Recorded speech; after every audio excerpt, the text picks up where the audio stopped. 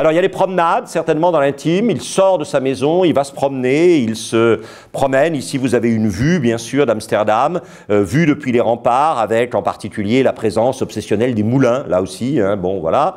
Et puis moi j'aime beaucoup cette espèce de... Vous voyez, Mallarmé faisait une différence entre l'album et le livre. Et il disait que le livre était le fruit d'un projet conscient, organisé, etc., etc., et que l'album servait simplement à rassembler des successions de constats d'émotions.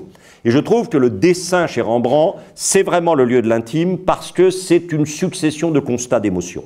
Et que par exemple, quand il se promène, il regarde ces maisons. Alors c'est très étrange parce qu'il les peint toujours fermées. On a vraiment l'impression qu'elles sont d'une certaine manière inaccessibles. Qu'à l'intérieur se dissimule une intimité à laquelle nous n'avons pas accès. Et que cette intimité devient à la fois objet de désir et en même temps, évidemment, quelque part, objet de douleur parce que non partagé.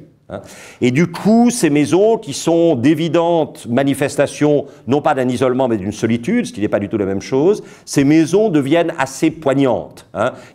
C'est très net, on retrouve ça, alors il y a peut-être le chien de garde qui vous empêche d'accéder, bien sûr. Et puis, moi j'aime beaucoup ça, ce côté mi-ombre, mi-lumière qui est très beau. Il y a une somptuosité, une perfection du dessin qui est tout simplement époustouflante. Mais c'est à nouveau, vous voyez, un lieu à la fois vide et fermé, comme si tous les gens s'étaient enfermés à l'intérieur pour vous échapper. Et la grande question, bien sûr, c'est qui est exclu? Est-ce que ce sont ceux qui se sont enfermés à l'intérieur dans leur intimité, ou est-ce que c'est moi qui suis dehors et qui regarde?